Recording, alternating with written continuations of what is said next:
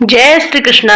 राधे राधे आप सभी को। जय शनिदेव। आज हम सुनेंगे शनिवार की पावन व्रत कथा। एक समय स्वर्गलोक में सबसे बड़ा कौन है? इस प्रश्न पर सभी नवग्रहों में विवाद हो गया। इस पर फैसला करने के लिए सभी नवग्रह राजा इंद्र के पास पहुंचे और बोले, हे देवराज, आज आपको यह फैसला करना होगा कि हम में से सबसे बड़ा कौन है। ये प्रश्न सुनकर देवराज इंद्र उलझन में पड़ गए और उन्होंने इस पर फैसले को लेकर असमर्थता जताते हुए सभी नवग्रहों को पृथ्वीलोक के राजा विक्रमादित्य के पास जाने का सुझाव दे दिया। सभी ग्रह भूलोक के राजा विक्रमादित्य के दरबार में पहुंचे और राजा विक्रमादित्य से अपने प्रश्न का जवाब पूछा, जिसको सुनकर राजा विक्रमादित्य भी कुछ देर के लिए परेशान हो उठे, क्योंकि सभी ग्रह अपनी अपनी शक्तियों के कारण महान थे। किसी को भी छोटा या बड़ा कहना उनके लिए परेशानी का कारण बन सकता था। तभी अचानक राजा विक्रमादित्य को एक उपाय सूझा और उन्होंने अलग अलग धातुओं जैसे सोना, चांदी, कांसा, तांबा, शीशा, रांगा, जस्ता, अफरक और लोहे के 9 आसन बनवाए। सबसे आगे सोना और सबसे पीछे लोहे के आसन को रखा गया। राजा ने सभी देवताओं को अपने अपने आसन पर बैठने को कहा। राजा विक्रमादित्य ने कहा, जो जिसका आसन हो ग्रहण करे। जिसका आसन पहले होगा वह सबसे बड़ा है और जिसका आसन बाद में होगा वह सबसे छोटा होगा। क्योंकि लोहे का आसन सबसे पीछे था, इसलिए शनिदेव समझ गए कि राजा ने मुझे छोटा बना दिया। इस फैसले से शनिदेव नाराज होकर बोले, हे राजन, तुमने मुझे सबसे पीछे बिठाकर मेरा अपमान किया है। तुम मेरी शक्तियों से परिचित नहीं हो। सूर्य एक राशि में 1 महीने, चंद्रमा 2 महीने 2 दिन, मंगल 1.5 महीने, बुध और शुक्र 1 महीने, बृहस्पति 13 महीने रहते हैं। लेकिन मैं किसी राशि पर 2.5 वर्ष से लेकर 7.5 वर्ष तक रहता हूँ। बड़े बड़े देवताओं को मैंने अपने प्रकोप से पीड़ित किया है। अब तू भी मेरे प्रकोप से सावधान रहना। इस पर राजा विक्रमादित्य ने कहा, जो कुछ भाग्य में होगा देखा जाएगा। कुछ समय बाद जब राजा विक्रमादित्य पर 7.5 की दशा आई तो शनिदेव ने घोड़े के व्यापारी का रूप धारण किया और बहुत से घोड़ों के साथ विक्रमादित्य के नगर पहुंचे। राजा विक्रमादित्य उन घोड़ों को देखकर एक अच्छे से घोड़े को अपनी सवारी के रूप में चुना और जैसे ही उस घोड़े पर बैठा, घोड़ा तुरंत बिजली की गति से दौड़ पड़ा। तेजी से दौड़ता हुआ घोड़ा राजा को दूर एक जंगल में ले जाकर फिर वहां पर राजा को गिराकर गायब हो गया। राजा अपने नगर लौटने के लिए जंगल में भटकने लगे, लेकिन राजा को कोई रास्ता नहीं मिला। राजा को बहुत तेज भूख प्यास लगी थी। जंगल में बहुत घूमने पर राजा को एक चरवाहा मिला। राजा ने उससे पानी मांगा।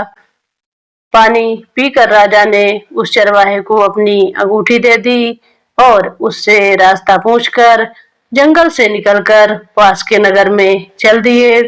नगर पहुंचकर राजा एक सेठ की दुकान पर बैठ गए। राजा के कुछ देर दुकान पर बैठने से सेठ की बहुत बिक्री हुई।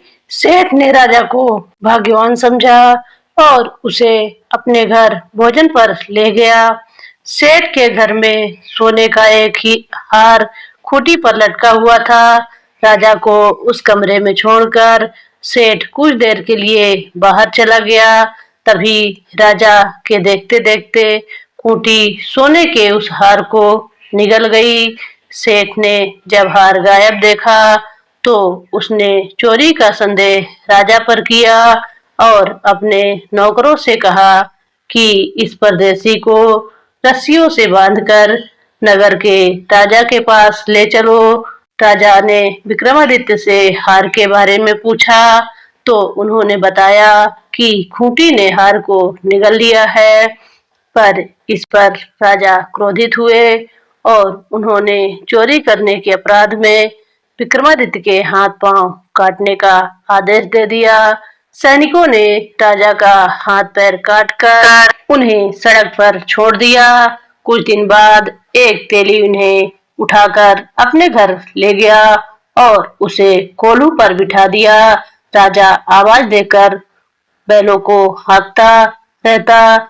इस तरह तेली का बैल चलता रहा और राजा को भोजन मिलता रहा। शनि के प्रकोप की 7.5 पूरी होने पर वर्षा ऋतु प्रारंभ हुई। एक रात विक्रमादित्य मेघमल्हार गा रहा था। तभी नगर की राजकुमारी मनभावनी रथ पर सवार उस घर के पास से गुजरी। उसने मल्हार सुनी तो उसे अच्छा लगा, जिसके बाद राजकुमारी ने दासी को भेजकर गाने वाले को बुला लाने के लिए कहा। दासी लौटकर राजकुमारी के पास गई और बताया कि वह अपंग है, लेकिन राजकुमारी उसके मेघ मल्हार से मोहित हो गई थी। जिसके बाद सब कुछ जानते हुए भी उसने अपंग से विवाह करने का निश्चय किया।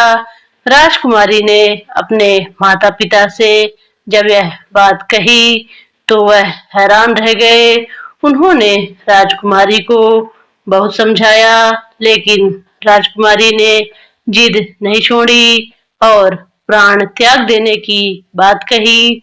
आखिरकार राजा रानी ने विवश होकर अपंग विक्रमादित्य से राजकुमारी का विवाह करा दिया। विवाह के बाद राजा विक्रमादित्य और राजकुमारी तेली के घर में रहने लगे। एक रात स्वप्न में शनिदेव ने राजा से कहा, राजा, तुमने मेरा प्रकोप देख लिया। मैंने तुम्हें अपने अपमान का दंड दे दिया। इस पर राजा ने शनिदेव से क्षमा मांगते हुए कहा, हे शनिदेव, आपने जितना दुख मुझे दिया है अन्य किसी को न देना और मुझे माफ कर दो। इस पर शनिदेव ने कहा, राजन, मैं तुम्हारी प्रार्थना को स्वीकार करता हूँ। जो कोई स्त्री पुरुष मेरी पूजा करेगा, कथा सुनेगा, जो नित्य ही मेरा ध्यान करेगा, चींटियों को आटा खिलाएगा, वह सभी प्रकार के कष्टों से मुक्त होगा और उसकी सब मनोकामनाएं पूर्ण होंगी। अगले दिन प्रातःकाल राजा विक्रमादित्य की नींद खुली तो अपने हाथ पांव देखकर राजा को बहुत खुशी हुई। उन्होंने मन ही मन शनिदेव को प्रणाम किया। राजकुमारी भी राजा के हाथ पांव सलामत देखकर आश्चर्य में डूब गई। तब राजा विक्रमादित्य ने अपना परिचय देते हुए शनिदेव के प्रकोप की सारी कहानी सुनाई। इधर जब सेठ को इस बारे में पता चला तो वह दौड़ता हुआ आया और राजा विक्रमादित्य के चरणों में गिरकर क्षमा मांगने लगा। राजा विक्रमादित्य ने उसे क्षमा कर दिया, क्योंकि वह जानते थे कि यह सब तो शनिदेव के प्रकोप के कारण हुआ था। सेठ राजा विक्रमादित्य को पुनः अपने घर ले गया और उसे भोजन कराया। भोजन कराते समय वहां सबके सामने उसी खूंटी ने हार उगल दिया। सेठ ने भी अपनी बेटी का विवाह राजा के साथ कर दिया और बहुत से स्वर्ण आभूषण धन आदि देकर राजा को विदा किया। राजा विक्रमादित्य राजकुमारी मनभावनी और सेठ की बेटी के साथ अपने नगर पहुंचे तो नगरवासियों ने हर्ष के साथ उनका स्वागत किया। अगले दिन राजा विक्रमादित्य ने पूरे राज्य में घोषणा करवाई कि शनिदेव सब ग्रहों में सर्वश्रेष्ठ हैं। प्रत्येक स्त्री पुरुष को शनिवार को उनका व्रत और पूजन करना चाहिए और व्रत कथा सुननी चाहिए, जिससे शनिदेव प्रसन्न होते हैं और उनकी सबकी मनोकामनाओं को पूर्ण करते हैं। अब हम आरती करेंगे। जय जय श्री शनिदेव भक्तन हितकारी, सूर्य पुत्र प्रभु छाया महतारी। जय जय श्री शनिदेव श्याम अंग वक्र दृष्टि चतुर्भुजाधारी, नीलांबर धार नाथ गज की सवारी। जय जय श्री शनिदेव किरीट मुकुट शीस रजित दीपत है लिलारी, मुक्तन की माला गले शोभित बलिहारी। जय जय श्री शनिदेव मोदक मिष्ठान पान चढ़त है सुपारी, लोहा तिल तेल उड़द महिषी अति प्यारी। जय जय श्री शनिदेव देव धनुज ऋषि मुनि सुमिरत नर नारी, विश्वनाथ धरत ध्यान शरण है तुम्हारी। जय जय श्री शनिदेव। अगर आपको मेरा ये प्रयास अच्छा लगा हो, कथा और आरती आपको अच्छी लगी हो, तो मेरे चैनल को सब्सक्राइब करें, लाइक करें, कमेंट में जय श्री शनिदेव महाराज जरूर लिखें। आपका छोटा सा लाइक, कमेंट और शेयर मेरे लिए प्रेरणा का काम करेगा और मैं अपने इस कंटेंट को और बेहतर बनाने का प्रयास करूंगी। आप मेरे चैनल से जुड़े उसके लिए आपका बहुत बहुत धन्यवाद।